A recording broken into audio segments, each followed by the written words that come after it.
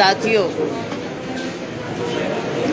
देश में लोकसभा का चुनाव का बिगुल बज चुका है।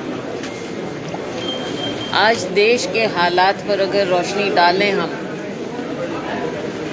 और मीडिया बंधुओं को मैं ख़ास तौर से, क्योंकि आज हम प्रेस कॉन्फ्रेंस में बैठे, जो मीडिया भी देख रहा है देश भर में, लोकतंत्र खतरे में है। लोकतंत्र में जो संस्थाएं होती हैं, स्वतंत्र संस्थाएं होती हैं, आज उनको कंट्रोल किया जा रहा है। मीडिया, जो कि देश का, समाज का, स्थिति का,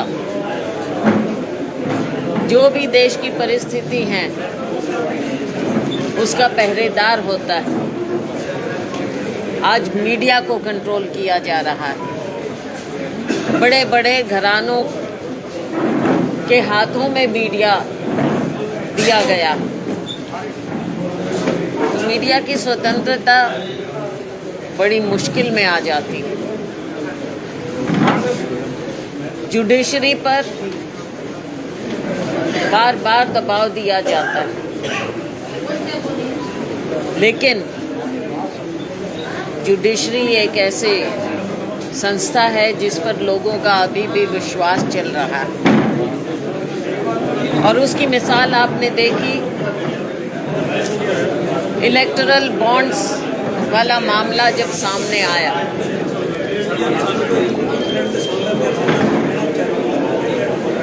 इलेक्टोरल बॉन्ड्स के माध्यम से जब सुप्रीम कोर्ट बीच में आया, हस्तक्षेप किया, तो पर्दाफाश हुआ इस सरकार की, भारतीय जनता पार्टी सरकार की कारगुजारी का, कि कैसे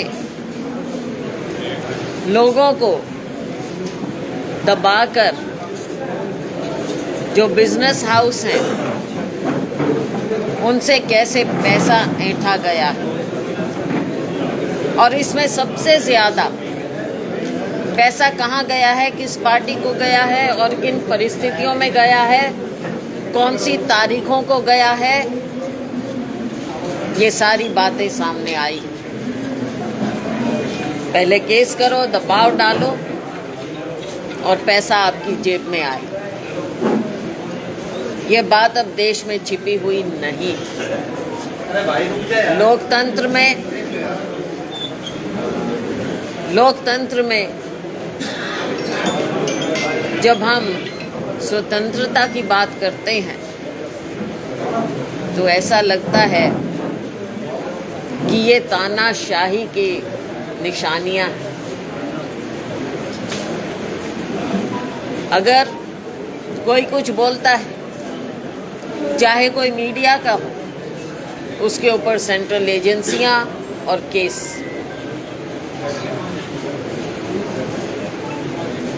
राजनीतिक प्रतिद्वंद्वी होते हैं। लोकतंत्र में हर एक की अपनी जगह होती है, विपक्ष की एक खास जगह होती है, लेकिन आप राजनीतिक रूप से अपनी इन सेंट्रल एजेंसियों का दुरुपयोग करते, और बातें वो भी सामने साफ नजर आ जाती हैं। क्या कारण है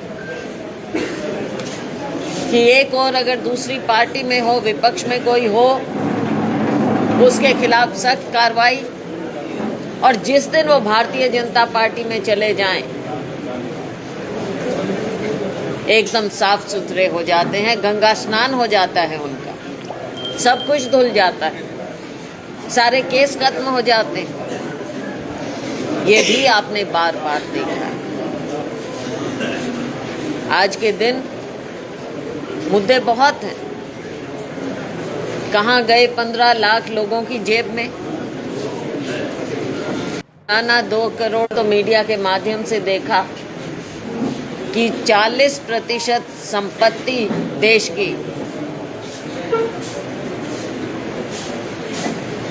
1% लोगों के हाथ में, यानी आधा हिस्सा देश की संपत्ति का आपने 1% लोगों के नाम कर दिया। ये कैसी नीति है सरकार की? सरकार की नीतियों के कारण हुआ है। 10 साल से जो लोगों की आंख में धूल झोंकी है, ये उसके कारण हुआ है। आप सोचते हैं कि चुनाव आए, ध्यान बांटें, कभी मंदिर की बात करें, कभी कुछ और बात करें, केवल विपक्ष को कोसें और लोग वोट दे दें। आज हमारा युवा रोजगार मांग रहा है। आज हर गृहिणी महंगाई से निजात मांग रही है। और केवल गृहिणी क्यों, आप बताइए कि जो भी कमाई करता है, चाहे उसका अपना छोटा मोटा रोजगार हो, चाहे वो नौकरी करता हो, चाहे मिडिल क्लास हो, और मैं समझती हूँ कि तकरीबन सब मिडिल क्लास के लोग यहाँ पर। आप मुझे बताइए कि महंगाई क्या आपको नहीं छू रही?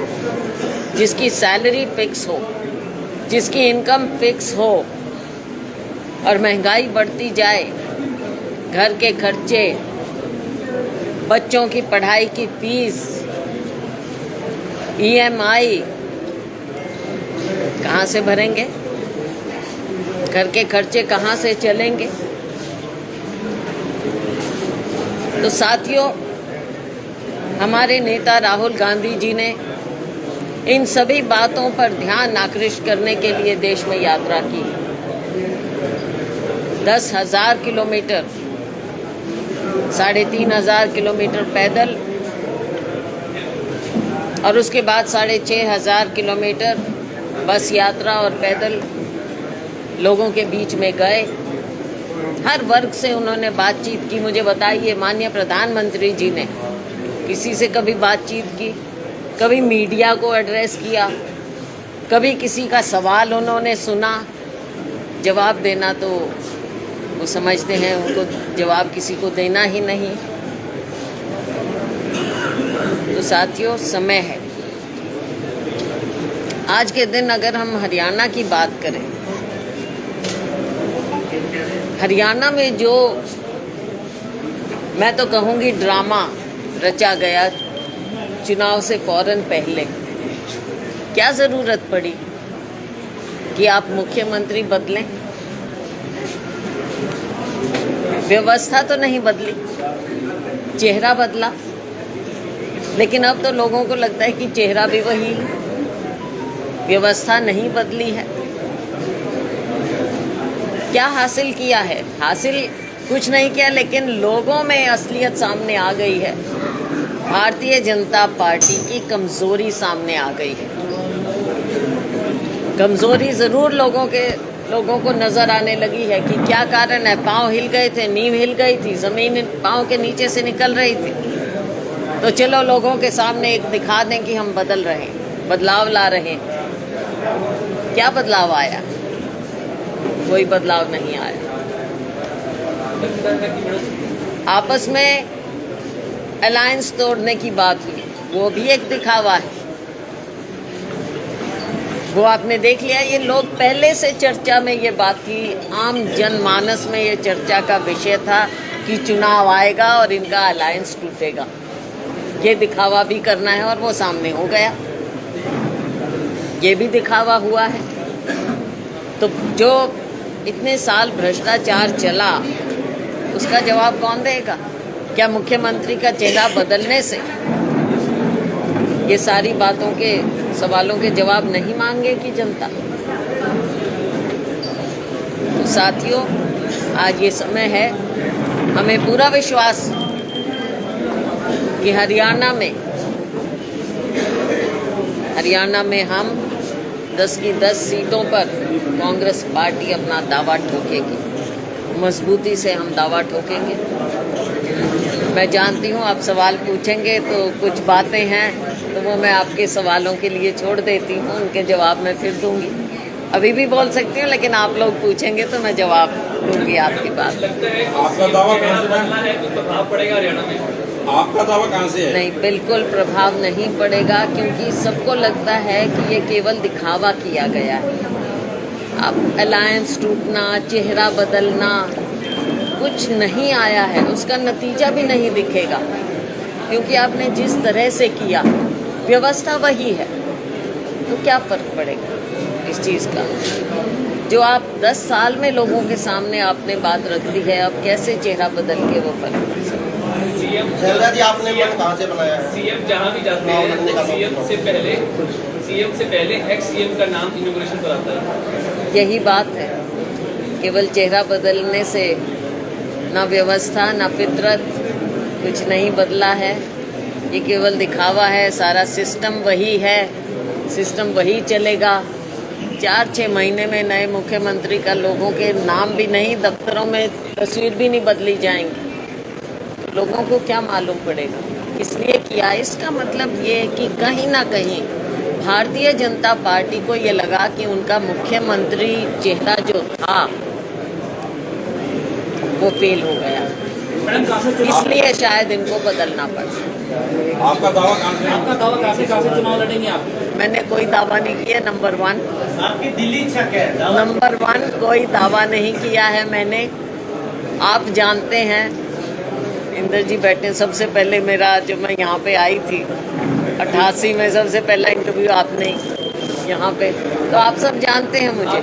मेरा दावा नहीं, पार्टी मेरे लिए सर्वोपरि है, हाई कमांड मुझे जब जो आदेश करे, चुनाव लड़ना है तो चुनाव लड़ो, नहीं लड़ना है तो नहीं लड़ो।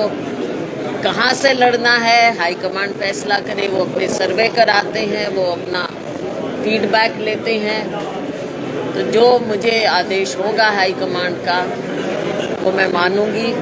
ये मैंने ज़रूर जाहिर किया, आपके सामने भी किया, मीडिया के सामने किया, ऊपर भी किया कि इस बार मेरा मन है कि मैं विधानसभा चुनाव भी लड़ूं।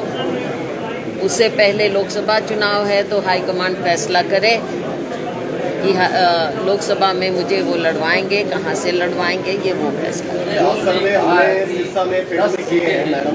कांग्रेस आम आदमी पार्टी के पास, हाँ वो टेक्निकल बात थी।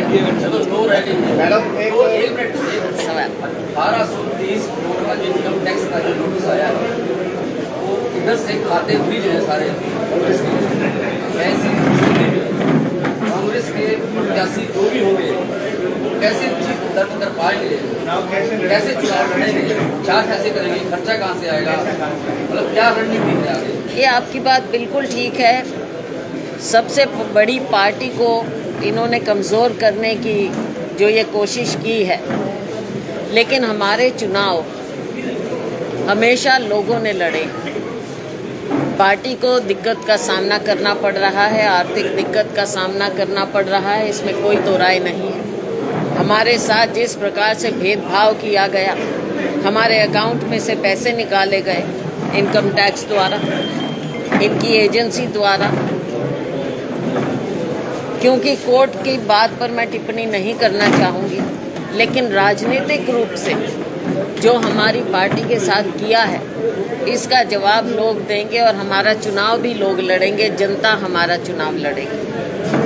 जो सर्वे मीडिया फिलहाल अभी सिरसा में हम लोगों ने किया है, लोगों का ये मानना है अगर शैलजा सिरसा से चुनाव लड़ती है तो बीजेपी के लिए मुश्किलें बननी चाहिए, सिरसा की सीट कांग्रेस की झोली में आनी चाहिए। आप देखो, तो बात ये है सिरसा के लोगों का आशीर्वाद भी और अपार प्रेम मेरे पिताजी को, स्वर्गीय चौधरी दलबीर सिंह जी को मिला, मुझे मिला। बेशक मैं यहाँ से चुनाव लड़ी ना लड़ी, लेकिन हमारा नाता हमेशा कायम रहा है। तो इसको मैंने कभी चुनाव के साथ जोड़कर अपने रिश्ते को नहीं देखा है, लोगों का प्यार है। इसके साथ साथ मैं ये भी कहूँगी कि अम्बाला जब मैं गई, अम्बाला में मैं एकदम नई थी। ये तो पुराना हिसार ज़िला है, अपने घर का ज़िला। वहाँ पे तो लोग मुझे इतना जानते भी नहीं थे, नाम सुना होगा लेकिन व्यक्तिगत रूप से कुछ ही लोग जानते थे आम। लेकिन वहाँ के लोगों ने भी मुझे अपार प्रेम दिया, आशीर्वाद दिया। 2 बार मैं यहाँ से सांसद बनी, 2 बार मैं अम्बाला से सांसद बनी। तो मैं तो शुक्रगुजार हूँ लोगों की भी, अपने नेतृत्व की भी और भगवान की भी, कि मुझे इतना प्यार मिला है। लेकिन फैसला मेरी हाई कमांड करेगी। मैडम एक सवाल ये बताइए, जिस तरह से आम आदमी पार्टी या कांग्रेस के जो एमपी है उनकी शॉपिंग हो रही है, और रवनीत बिट्टू जो लुधियाना से एमपी है कांग्रेस की सीटिंग, उन्होंने ये कहा कि इन चुनावों के बाद दिल्ली की और पंजाब की सरकार गिर जाएगी। मतलब इस तरह की व्यवस्था में कांग्रेस किस तरह से लड़ेगी? देखो, ये हमने पहली बार नहीं देखा, कई बार तो इतिहास में कांग्रेस पार्टी का स्प्लिट हुआ। इंदिरा जी अकेली खड़ी रह गई थी, अकेली खड़ी थी। उस समय मेरे पिताजी स्वर्गीय चौधरी दलबीर सिंह जी हरियाणा के पीसीसी अध्यक्ष बनाए गए थे, क्योंकि पार्टी सारी चली गई थी, हमारा दफ्तर भी चला गया था। तो हमने तो ऐसा समय देखा है। तो लोगों का आना जाना ऐसे समय में, चुनाव के समय में रहता है, अमूमन रहता है।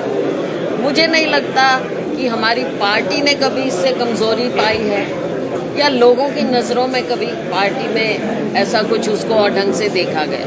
हमारी ताकत हमारी विचारधारा है, हमारी ताकत हमारा नेतृत्व है, और हमारी ताकत लोग हैं। तो इन चीज़ों को मैं नहीं समझती, मैं समझती हूँ कि ये चुनौती जो होती हैं, इन चुनौतियों से उभरना भी हम जानते हैं। लेकिन पिछली बार प्रियंका गांधी ने कहा था कि पिछले चुनाव में 2019 में मेरा भाई अकेला लड़ा है, तो क्या कांग्रेस एकजुट होकर लड़ेगी? देखिए, कांग्रेस पार्टी इतनी बड़ी पार्टी है, हो सकता है कि मेरे से नवीन जी विचार किसी बात में अलग हो सकता है वीरबान जी का अलग हो, लेकिन जब चुनाव आता है, चुनाव में आप बहुत कम देखेंगे कि चुनाव, हाँ ठीक है, ये रूसना मनाना ये भी एक हिस्सा होता है, लेकिन चुनाव हमेशा पार्टी एकमुश्त होकर लड़ती है और लड़ेगी।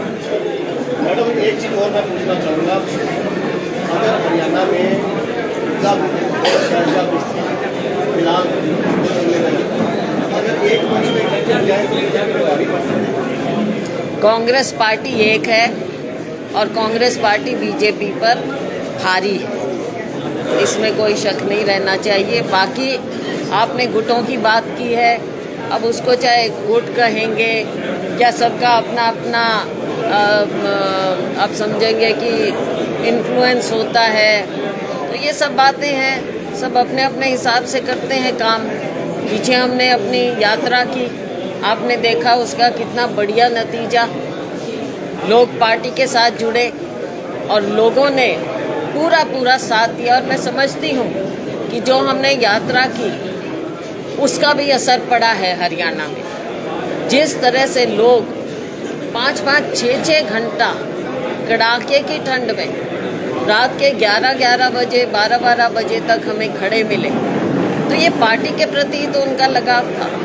तो पार्टी मजबूत हुई है, आगे मजबूती से ये चुनाव लड़ा जाए।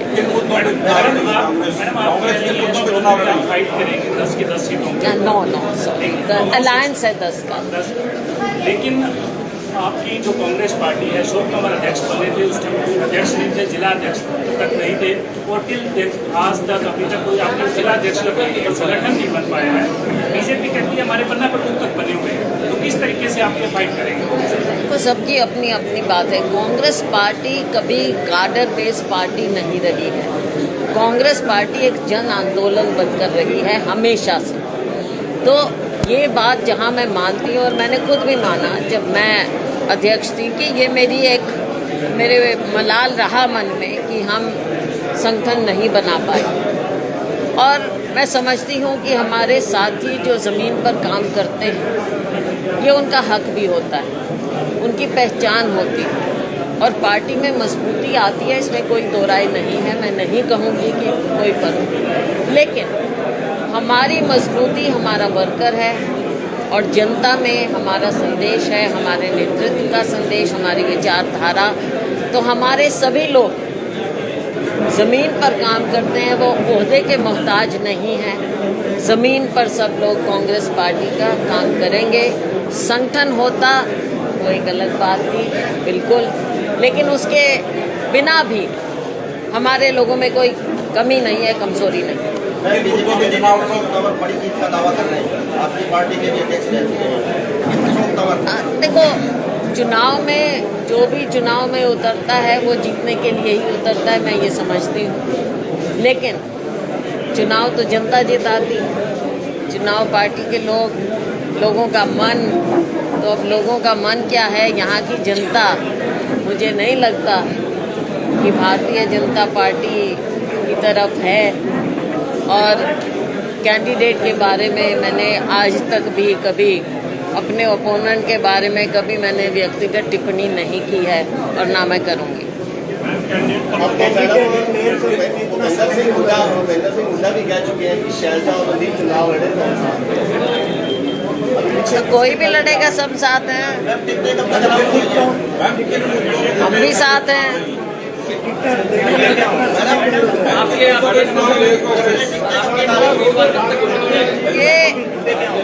ये हमारी स्क्रीनिंग कमेटी, एक प्रक्रिया है हमारी।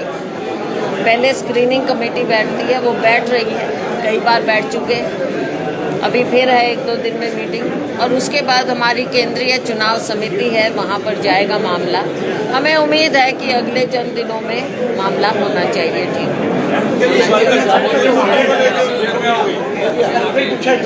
मैडम, आप जैसे बार-बार हाईकमान का नाम ले रहे हैं, हाईकमान अगर कहेगी, आप बड़ी नेत्री, गांधी परिवार में आपके अच्छे संबंध हैं, तो आपकी दिल्ली इच्छा क्या है? आपका, जैसे आपने कहा विधानसभा लड़ने की, अगर लोकसभा में इच्छा रहेगी तो आपकी दिल्ली इच्छा क्या है? देखो, अगर लोकसभा का आदेश होगा तो लोकसभा, मेरा तो दिल पार्टी में है, जो कहेंगे करेंगे।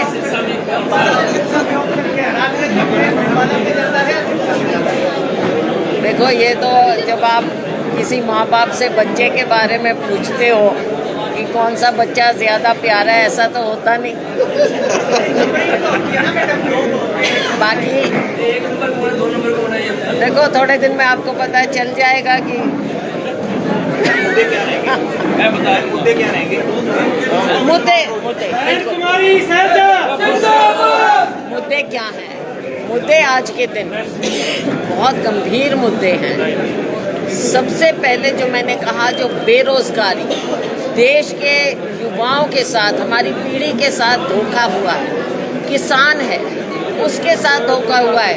एमएसपी का कहा कि हम आपको कानूनी दर्जा एमएसपी को देंगे, स्वामीनाथन कमेटी लागू करेंगे, कुछ नहीं किया। गरीब आदमी के साथ, जो गरीब से गरीब है, हमारा दलित है, उनके साथ धोखा हुआ है। बच्चों को वजीफे तक नहीं मिलते, सबके साथ धोखा। बैकवर्ड की ये बात करते हैं, क्यों नहीं कास्ट सेंसस की बात करते? आपने बैकवर्ड को क्या दिया है? क्रीमी लेयर आप बीच में ले आए, तो बैकवर्ड के साथ भी आपने इंसाफ नहीं किया है। मिडिल क्लास के साथ वो बताइए। कानून व्यवस्था की आज धज्जियाँ उड़ रही हैं, उसके बारे में बोलिए। स्थानीय मुद्दे हैं, छोटे छोटे मुद्दे। लोग कहते हैं जी हमारे काम नहीं होते, भ्रष्टाचार व्यापक है, बहुत से मुद्दे हैं, नीचे से लेकर ऊपर तक। अभी आपने सबसे बड़ा घोटाला देखा इलेक्ट्रल बॉन्ड्स का। मुझे नहीं लगता कि किसी लोकतंत्र में इतना बड़ा स्कैम इलेक्ट्रल बॉन्ड्स जैसा हुआ होगा किसी देश में, किसी लोकतंत्र में। मुद्दे बहुत हैं, महंगाई मैंने कहा, बातें हैं, मुद्दों को जो लोगों को छूती है, उनकी ज़िंदगी को तबाह कर रही हैं, ये सब मुद्दे हम लेकर लोगों के बीच में जाएं। आखिरी सवाल है, सिरसा के जो कार्यकर्ता है वो आपको कहा सुनने के लिए यहाँ बैठे हैं कि आप आज आए तो ऐलान कर दिया जाओगे कि सिरसा के चुनाव लड़ेंगे। मैं कौन होती हूँ अनाउंस करने वाली? और जैसा मैंने कहा, लोगों का प्यार बहुत मिला है।